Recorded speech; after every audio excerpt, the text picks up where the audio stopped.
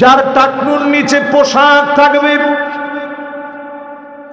Pant পায়জামা লুঙ্গি, টাকনুর নিচে যার থাকবে, এমন লোকের দিকে, পুরুষের দিকে যিনি তাকাবেন না, কথা বলবেন না, দয়া দেখাবেন না, তিনি কি?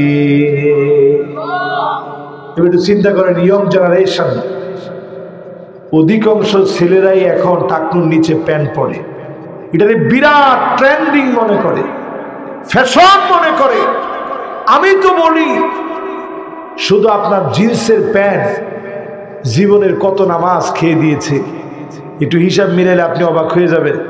সেদিন একটা হিসাব করলাম যে আসলে কি পরিমাণ নামাজ আমাদের শুধুমাত্র একটা বছরে, প্যান্টের কারণে একটা বছরে নষ্ট হয়। ওই একটা হিসাব করলাম, হিসাবটা আপনাদেরকে শুনাইলে আপনারাও আমার মতো অবাক হয়ে যাবেন। কি পরিমাণ নামাজ শুধু আপনার প্যান্ট নষ্ট করে দিস। ফজরের নামাজ যারা পড়েন নাই 365 দিন নামাজ ছেড়ে দিচ্ছেন। আপনি তো মনে করছেন যে ফজরটা পড়ি নেই, এক বছরে শুধু নামাজ ছাড়ছেন, আল্লাহর সাথে ঘাটতেরামি করছেন কতবার?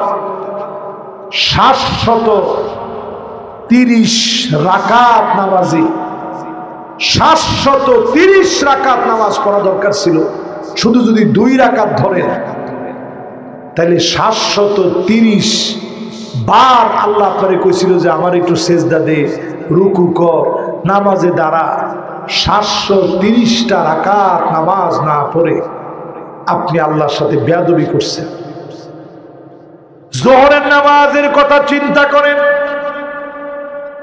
4 রাকাত করে 365 দিন,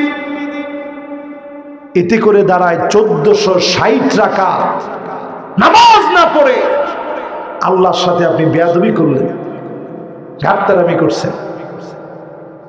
আসরের নামাজের কথা ভাবেন, 4 রাকাত করে 365 দিনে 1460 রাকাত। মাগরিবের কথা ভাবেন, 3 রাকাত করে 365 দিনে 1095 রাকাত নামাজ আপনি ছেড়ে দিয়ে ঘাটতারামি করলেন। এবার এশার কথা চিন্তা করে, এশার নামাজ 4 রাকাত করে 365 দিনে 1460 রাকাত। এক বছরে 5 ওয়াক্ত নামাজের হিসাব করলে পাওয়া যাবে এক বছরের ভিতরে 6205 রাকাত নামাজ আপনার উপরে ফরজ হয়েছিল। আপনি ঘাটতেরামি করলেন।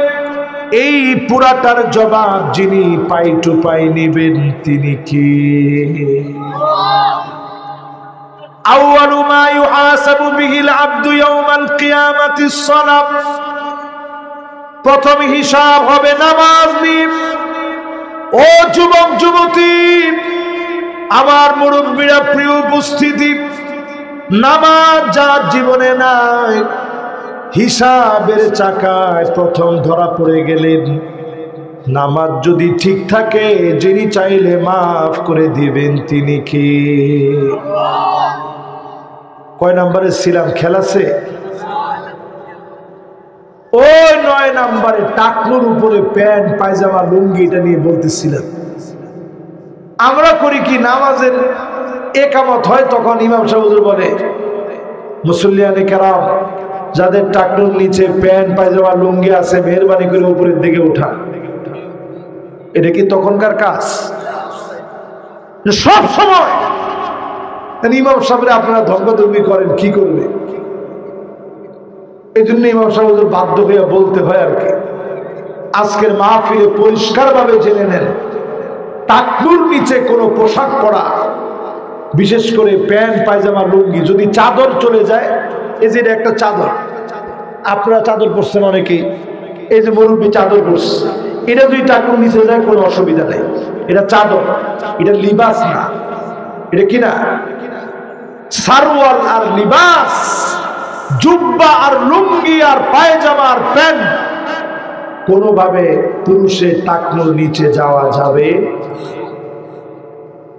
মহিলারা টাকনুর নিচে পড়বে, কিন্তু এখন মহিলারা টাকনুর উপরে পড়ে, উল্টো হয়ে গেছে, ঠিক কিনা কর?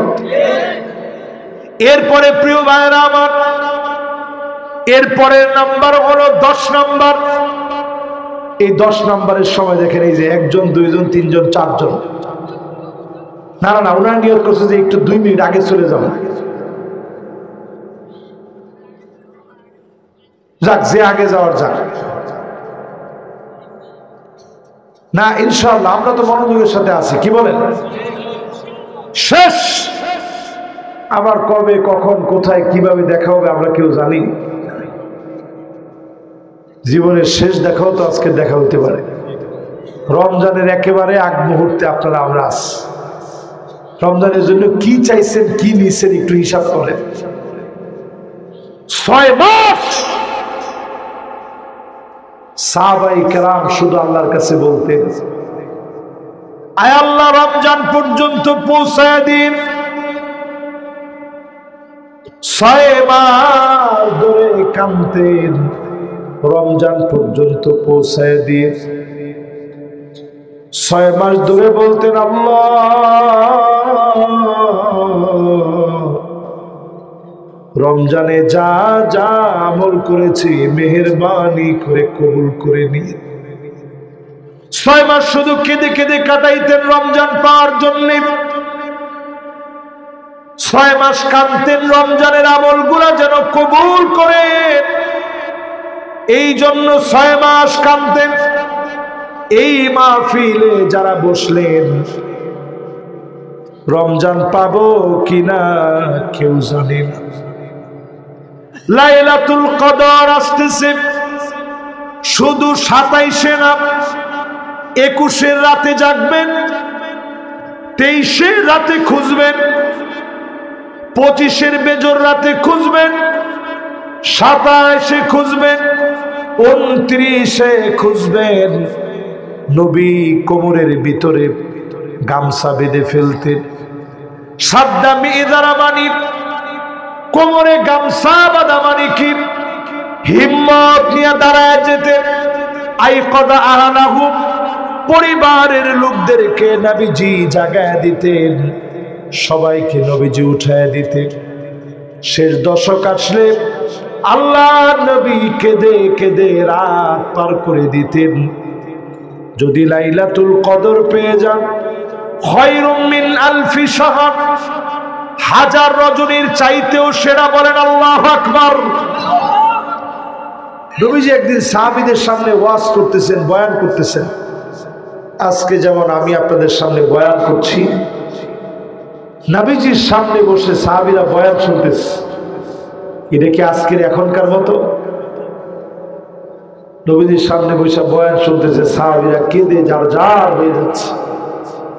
হঠাৎ করে নবীজি বলতেছে, বনি ইসরাইলের এক ব্যক্তি লাবিসা সিলাহ ফি সাবিলিল্লাহ, আল্লাহর পথে শুধু অস্ত্র ধারণ করছে 1000 মাসের চাইতে বেশি সময় ধরে। জোরে করে আল্লাহু আকবার। তার মানে প্রায় 83 বছর 4 মাস, এর চাইতে বেশি সময় শুধু জিহাদের জন্য অস্ত্র ধারণ করে ময়দানে ছিল। তো সাহাবীরা খুব ফাজিবাল মুসলিমুনা বিযালিক, খুব আশ্চর্য হয়ে গেছে, নবী এই পরিমাণ তো আমরা হায়াতই পাই না, 83 বছর তো আমাদের হায়াতই নাই, তা আমরা কেমনে কি করব? আল্লাহ পাকের বড় মায়া লেগে গেছে,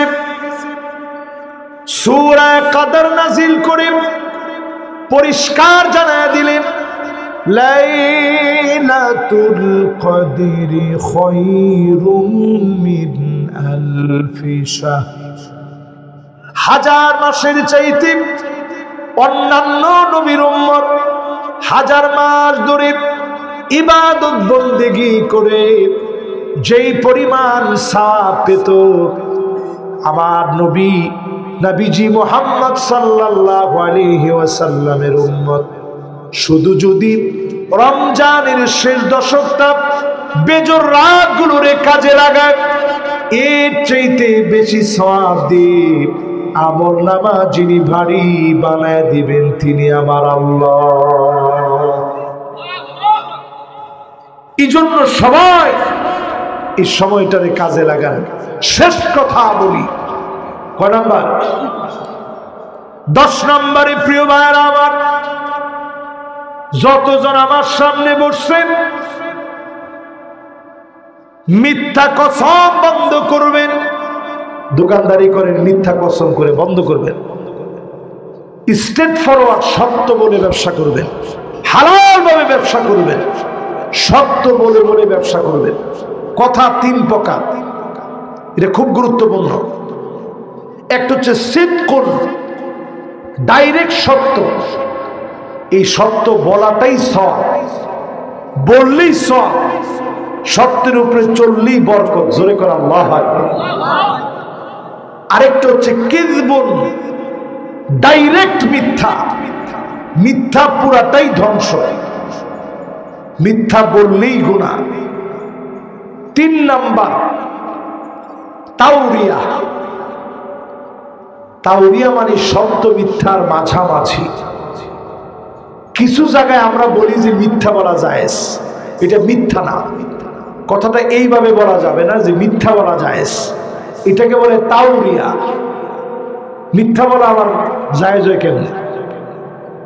মিথ্যা হচ্ছে উম্মুদ দুনুব, সব গুনাহের মা। আমরা এটা বলি কিন্তু যে বউয়ের সাথে যদি ঝগড়া লেগে যায় মিছা কথা কওয়া যায়, দুইজনের ভিতরে লড়াই লেগে গেছে মিছা কথা কওয়া যায়, কৌশল। 3 নাম্বার আমরা বলি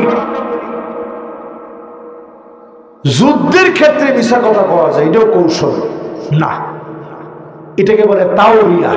জোরে কন কি? যেমন ইব্রাহিম আলাইহিস সালামের জিজ্ঞাসা করছে, কিরে মূর্তি ভাঙছে কে? উনি কিছু বড়টারে জিজ্ঞান, আসলে কি বড়টা জীবনে কইতে পারবো মূর্তি কে ভাঙছে? ভাঙছে কে? ইব্রাহিম নিজের হাতে ভাঙছে, ডাইরেক্ট তিনি নিজে ভাঙছে। ওনার একজন জিজ্ঞেসে যে এই মূর্তিটি ভাঙছে কে? যেটার কাছে কুরআন, হেরে জিজ্ঞান কেটা ভাঙছে? আমি কেমনে জানি? ওই যার কাছে কুরআন তারে জিজ্ঞান।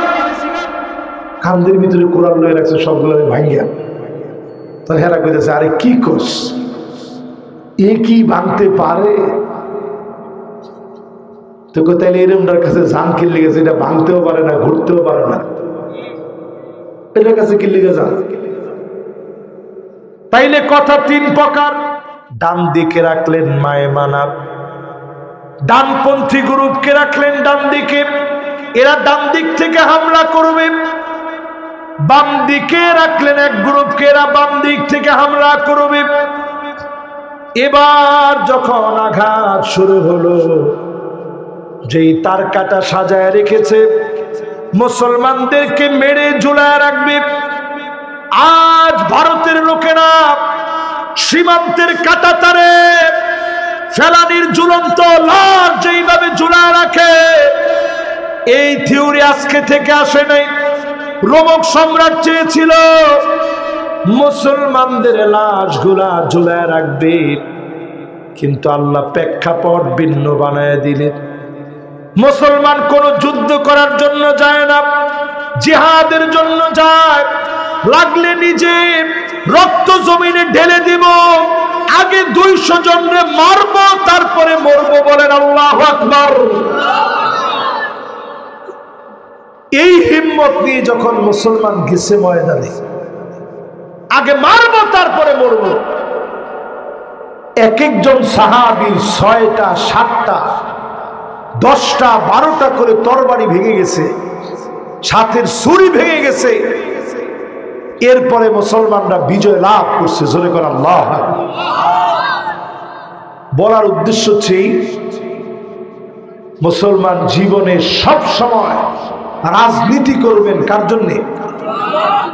ক্ষমতার জন্য রাজনীতি করা যাবে, ক্ষমতার জন্য না, আল্লাহর জন্য করা লাগবে।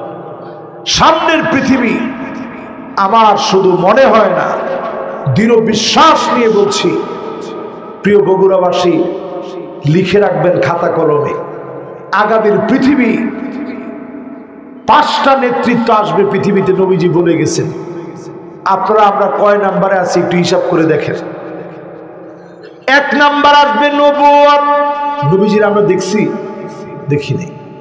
2 নাম্বার আসবে খিলাফত, 30 বছর জমিনে খিলাফত ছিল, আমরা খিলাফত দেখছি? দেখি নাই। 3 নাম্বারে আসবে সুম্মা মালিকান আদা, রাজতন্ত্র এই জমিনের ভিতরে আসবে, রাজার ছেলে রাজা হবে, রাজতন্ত্র আমরা দেখি নেই। 4 নাম্বারে নবীজি বললেন সুম্মা মুলকান জাবারিয়া, জমিনের ভিতরে আসবে স্বৈরা শাসক, যারা আলেমদেরকে মারবে, কাটবে, জেলখানার ভিতরে বন্দী করবে, এরা জালেম স্বৈরা শাসক, এদের পতন হবে, টেনে হিচড়ে আল্লাহ উঠায় নিবেন, দাঁড়াবার মতো শক্তি তারা আর পাবে না। ঠিক কিনা বলেন? এই জন্য যখন এই স্বৈরা শাসকদের পতন হবে, এই পতনটা আল্লাহর হাবিব নিজে বলে গেছেন, সুম্মা ইয়ারফাউহাল্লাহ, আল্লাহ টেনে উঠায় নেবেন। এরপরে 5ম নাম্বার শাসন আসবে, সুম্মা তাকুনু খিলাফাতান আলা মিনহাজি নবুওয়াতিন, সারা দুনিয়ার ভিতরে কুল কায়নাত দেখবে, ডানে বামে সামনে পিছনে, দেশ দেশান্তরে, প্রান্তে প্রান্তে কালেমার পতাকা যেদিন উড়বে, কোন জালেম একবারের জন্য আর আটকে দিতে পারবে না।